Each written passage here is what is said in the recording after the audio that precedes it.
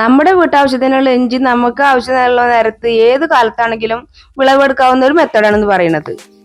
ഇപ്പോൾ ഞാൻ കൃഷി ചെയ്യാറുള്ളത് ഇതേപോലെ ഗ്രോ ബാഗിലോ ചാക്കുകളിലോ ഒക്കെ ആയിട്ടാണ് കൂടുതലും ഇഞ്ചി കൃഷി ചെയ്യാറുള്ളത്. കാരണം എനിക്ക് നിലത്ത് വെച്ചതിനേക്കാളും കൂടുതലായിട്ട് വിളവ് ലഭിച്ചതും നമ്മുടെ ഇതേപോലത്തെ ഗ്രോ ബാഗുകളിൽ നിന്നാണ്. അതിന് പ്രധാന കാരണമായിട്ട് എനിക്ക് മനസ്സിലായത് അതിന് നല്ല വെയിലുള്ള സ്ഥലത്തേക്ക് നമുക്ക് മാറ്റി വെക്കാൻ സാധിക്കുന്നുള്ളതാണ്. കൂടാതെ കൊടുത്ത വളങ്ങൾ മുഴുവനായിട്ടും അതിൽ നിന്ന് വലിച്ചെടുക്കാനും സാധിക്കും ഇതേപോലത്തെ ഗ്രോ ബാഗിൽ വെച്ചിരുന്നിട്ടുണ്ടെങ്കിൽ. അത്യാവശ്യം നല്ല വെയിലും അതേപോലെ വെള്ളം കെട്ടിക്കാത്ത സ്ഥലമൊക്കെ ആണെങ്കിൽ നമ്മള് ഇഞ്ചി കൃഷിക്ക് കാര്യമായിട്ടുള്ള അസുഖങ്ങളൊന്നും വരാറില്ല. ചിലപ്പോൾ വല്ല പുഴുക്കടിയൊക്കെ ഉണ്ടാവാറ് മാത്രമേ ഉള്ളൂ. ഈ പുഴു ഇതിന്റെ ഇല ഇങ്ങനെ ചുരുട്ടി പിടിച്ച് നിൽക്കുന്നുണ്ടാവും. അപ്പൊ അങ്ങനെ സംഭവിച്ചു കഴിഞ്ഞാൽ തണ്ടുകളോ അതേപോലെ അതൊക്കെ വാടിപ്പോവും. അതിന് ഏറ്റവും നല്ല മാർഗം എന്ന് പറഞ്ഞാൽ നമ്മളത് കണ്ടെത്തിയിട്ട് കൈകൊണ്ട് പൊട്ടിച്ച് മാറ്റി കളയലാണ് ഏറ്റവും നല്ല മാർഗം. ഇതിന്റെ അടുത്ത് നിൽക്കുമ്പോ തന്നെ ഇഞ്ചി മണം, നല്ല ഇഞ്ചി മണത്തിലെ മണം കിട്ടാ. നമ്മുടെ ഇല ഒന്ന് പൊട്ടിച്ചിട്ട് പോലുമില്ല, അപ്പോഴേക്കും നല്ല ആ അന്തരീക്ഷത്തിൽ തന്നെ അതിന്റെ ഇഞ്ചിയുടെ മണമുണ്ട്. ഒരുപാട് അസുഖങ്ങൾക്കുള്ള മരുന്നായിട്ട് നമ്മൾ ഇഞ്ചി ഉപയോഗിക്കാറുണ്ട്. ഒരു ജലദോഷത്തിനാണെങ്കിലും അല്ലപ്പോൾ വയറിൽ വല്ല ദഹനക്കേട് വന്നാലും ഒക്കെ നമ്മളിത് ഉപയോഗിക്കാറുണ്ട്. പക്ഷെ നമ്മൾ കടയിൽ നിന്ന് വാങ്ങുന്ന ഇഞ്ചി നമ്മൾ ഔഷധമാണെന്ന് കരുതി ഉപയോഗിക്കുമ്പോൾ അതിൽ ഒരുപാട് കീടനാശിനികളും മാരകമായ വിഷങ്ങളും ഉണ്ടെന്ന് നമ്മൾ അറിയാറില്ല. ഗ്രോ ബാഗിൽ മണ്ണ് കുറയുന്നതിനനുസരിച്ചിട്ട് നമുക്ക് ഇടയ്ക്കിടയ്ക്ക് കുറച്ച് മണ്ണും വളവും കൂടി മിക്സ് ചെയ്തിട്ട് ചേർത്ത് കൊടുക്കണത് നല്ലതാണ്. ഒരു ചെറിയ പീസ് ഇട്ടെടുത്ത് കണ്ടില്ലേ, ഒരുപാട് ഷൂട്ടുകൾ ഉണ്ടായിരിക്കുന്നത്. ഇനി പുതിയ പുതിയ മുളകൾ അയിമന്ന് ഉണ്ടായി വന്നുകൊണ്ടിരിക്കുന്നുണ്ട്. ഇഞ്ചി നമ്മുടെ വീട്ടിൽ 365 ദിവസം നമുക്ക് ഇഞ്ചി പറിക്കുന്ന ഒരു മെത്തേഡും അതേപോലെ കൊടുക്കേണ്ട വളങ്ങളും അത് നടേണ്ട രീതിയൊക്കെ എങ്ങനെയാണ് നമുക്ക് നോക്കാം. പിന്നെ ഇതുപോലെ ഗ്രോ ബാഗിലും ചാക്കിലും ഒക്കെ ആണെന്നുണ്ടെങ്കിൽ അതിൽ വെള്ളം കെട്ടി നിൽക്കാനുള്ള ഒരു അവസരം ഉണ്ടാവില്ല. അങ്ങനെ നമുക്ക് ഈ രോഗത്തിൽ നിന്ന് നമുക്ക് രക്ഷപ്പെടാൻ പറ്റും. നോക്കിയാൽ ഇതിൽ നിന്ന് എത്ര ഷൂട്ടുകളാണ് ഒന്ന് വന്നിരിക്കുന്നത് നോക്കിയാൽ. ഒരു 2-3 കഷ്ണങ്ങൾ ഇട്ട് കൊടുത്തു കഴിഞ്ഞിട്ട് അതിന്റെ എല്ലാ ഭാഗത്തു നിന്ന് ഇങ്ങനെ മുള വന്നുകൊണ്ടിരിക്കും. കണ്ടില്ലേ? ഇങ്ങനെയാണെങ്കിൽ ഇത് പറിക്കാനുള്ള സമയം ആവുന്നുള്ളൂ. നമുക്ക് വേണമെങ്കിൽ പറിച്ചു നോക്കാം. ഇനി ഇതേപോലെ ഒരു ഇഞ്ചി നമ്മൾ പറിച്ചെടുത്ത് കഴിഞ്ഞിട്ടുണ്ടെങ്കിൽ ഇതുമ്പോൾ നമ്മൾ ഇത് ഷൂട്ട് നമ്മൾ പൊട്ടിച്ചെടുക്കുക. ഇതേപോലെ പൊട്ടിച്ചെടുത്ത് കഴിഞ്ഞാൽ ഇതിൽ എല്ലാത്തിലും മുള വന്നിട്ടില്ലേ? കണ്ടില്ലേ? ഇവിടെ നോക്കിയേ, ഇത് പൊട്ടിച്ചെടുത്ത് നമുക്ക് കളയാം. അതിനുശേഷം ഇതുപോലെ ചെറിയ തൈകൾ ഇതേപോലെ ഇഷ്ടം പോലെ മുളകൾ വേറെ വന്ന് നിൽക്കുന്നുണ്ട്. അപ്പൊ ഇതിൽ നിന്ന് ഇവിടുന്നൊക്കെ പുതിയ ഷൂട്ടുകൾ വരുന്നുണ്ടില്ലേ? ഇവിടൊക്കെ അതേപോലെ ഈ ചെറിയ തൈകളൊക്കെ കണ്ടില്ലേ? ഇതിനൊക്കെ പുതിയ മുളകൾ വന്നു തുടങ്ങിയിട്ടുണ്ട്. ഇപ്പോഴത്തെ ഒരു ചാക്കിൽ നമ്മൾ പറിച്ചെടുത്ത് കഴിഞ്ഞാൽ 1-2 ഗ്രോ ബാഗിൽ നമ്മൾ ഇതേപോലെ ഒരു 2-3 ചെറിയ പീസുകൾ ഇട്ട് കൊടുക്കുക. ഇത് ഈ കഷ്ണം നമുക്ക് കറിക്ക് വേണ്ടി ഉപയോഗിക്കുകയും ചെയ്യാം. അതുപോലെ ഈ ഒരു കഷ്ണം എടുക്കുമ്പോൾ അതിമൊന്ന് ചെറിയ 2 ഷൂട്ടുകൾ എടുത്തിട്ട് നമ്മൾ വേറൊരു ഗ്രോ ബാഗിൽ നടണം.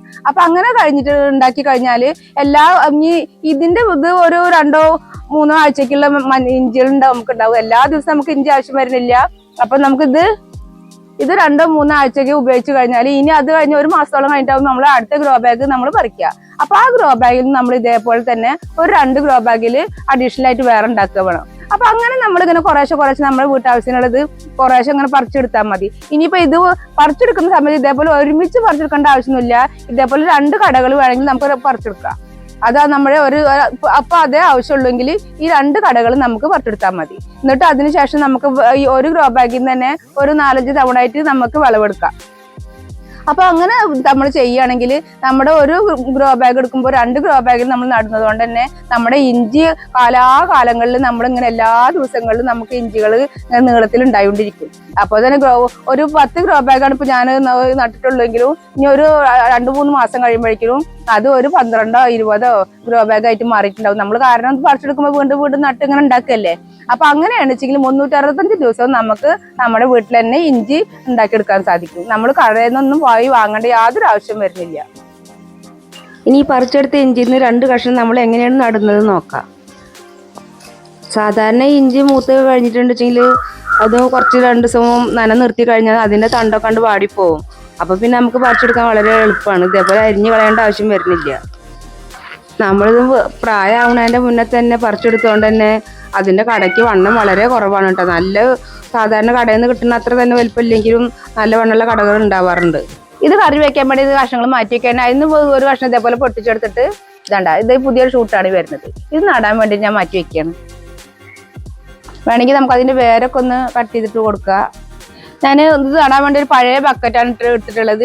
ഇവിടെ ഒക്കെ നിറച്ച് ഹോളുകൾ ഇട്ട് കൊടുത്തിട്ടുണ്ട്. ഇതിനൊക്കെ ഹോളുകൾ ഇട്ട് കൊടുത്തിട്ടുണ്ട്. ഇവിടെ ഒക്കെ ഉണ്ട്, അടിയിലുണ്ട്, ഇവിടെ ഒക്കെ ഉണ്ട്.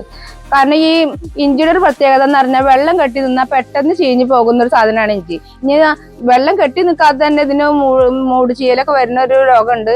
അപ്പൊ അതിനൊക്കെ നമുക്ക് എന്ത് പ്രതിവിധി ചെയ്യാന്നും കൂടി നോക്കാം. ഇതിൽ ആദ്യം ഞാൻ നിറച്ചു കൊടുക്കുന്നത് കുറച്ച് പച്ചപ്പുല്ലുകളാണ്.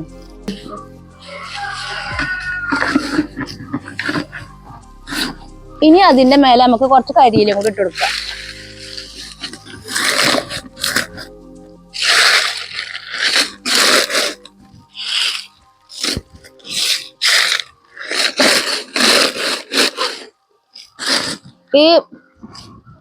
ഇതേപോലെ പുല്ലും കരിയിലും ഇട്ടുള്ള ഒരു ഗുണം ഇത് വളമാണെന്ന് മാത്രല്ല, ഇതൊക്കെ മണ്ണിന്റെ കൂടെയാണ് മിക്സ് ആയി കഴിഞ്ഞിട്ടുണ്ടെങ്കിൽ നമ്മുടെ മണ്ണിന് ഒരു വേര് ഓടാനുള്ള ഒരു ഇളക്കുണ്ടെങ്കിൽ പെട്ടെന്ന് വേര് സ്പ്രെഡ് ആവുള്ളൂ. അപ്പൊ അതിന് വേണ്ടിയിട്ട് ഇത് മണ്ണിന് നല്ലൊരു ഇളക്കം കിട്ടുന്നതുകൊണ്ട് തന്നെ ഈ കരിയിലും പച്ചപ്പുല്ലും ഇടുന്നത് എല്ലാം കൊണ്ടും നല്ലതാണ്. വളത്തിന് മാത്രമല്ല, അത് നമ്മുടെ ചെടികൾക്ക് നല്ല ആരോഗ്യത്തോടുകൂടി വളരാനും സാധിക്കും.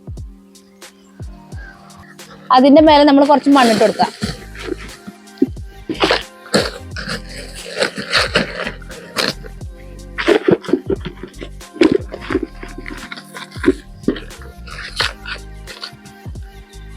ഇനി അതിന് മേലെ കുറച്ച് ചാണകപ്പൊടി വിതറുകയാണ്. ഈ ചാണകപ്പൊടി ഇതിൽ വിതറി കൊടുത്തതിന് ശേഷം നമുക്ക് അതിന്റെ മേലെ ബാക്കിയുള്ള മണ്ണും കൂടി ഇട്ട് കൊടുക്കാം.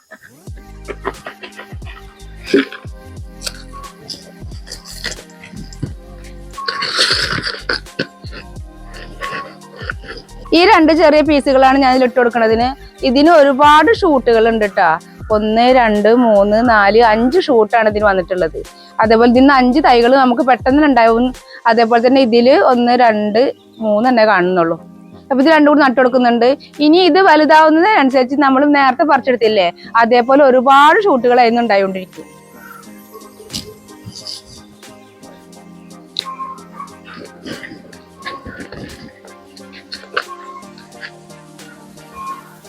ഇത് എങ്ങനെ വെച്ചിട്ടാണെങ്കിലും അതിന്റെ മുള വന്നാലും അത് മേലേക്ക് പൊങ്ങി വന്നോളൂ.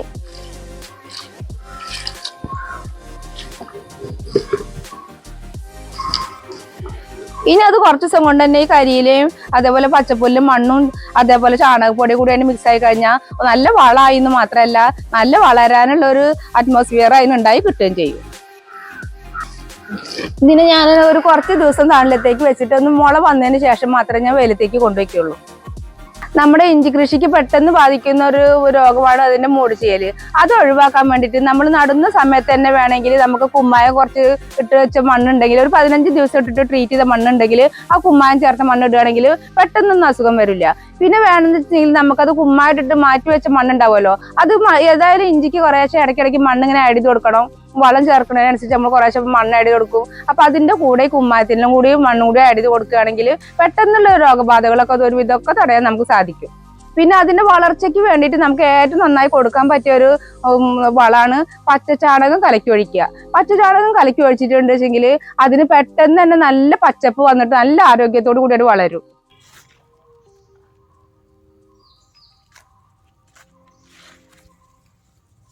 ഇത് നന്നായി ഡയലൂട്ട് ചെയ്തെടുത്തിട്ടുണ്ട് ഞാൻ. ഇനി നമുക്ക് ഓരോന്നിന്റെ കടയിലായിട്ട് ഒഴിച്ചു കൊടുക്കാം. ഇതിന്റെ ഒക്കെ വേര് പൊന്തി വന്നിട്ടുണ്ടില്ല, കടയൊക്കെ പൊന്തി വന്നിട്ടുണ്ട്. അതിന്റെ മേലെ കുറച്ച് മണ്ണ് ചേർത്ത് കൊടുക്കേണ്ട സമയമായിട്ടുണ്ട്. അതാണ് സംഭവം.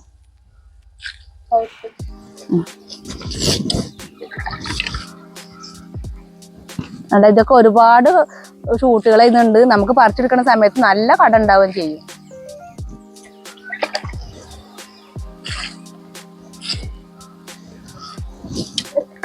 കണ്ടില്ലേ എത്ര ഈസി ആയിട്ട് നമ്മൾ ഇഞ്ചി കൃഷി ചെയ്തത്. അതിന് വലിയ പരിചരണ പ്രത്യേക ശുശ്രൂഷ ഒന്നും ആവശ്യമില്ല. നമ്മൾ ഇടയ്ക്ക് 1-2 ദിവസം വെള്ളം വളം വൈകിയാൽ പാടി പോവില്ല. ഈ വിഷം ചേർത്തുള്ള ഇഞ്ചി വാങ്ങാതെ നമുക്ക് ഇതേപോലെ കൃഷി ചെയ്തൂടെ?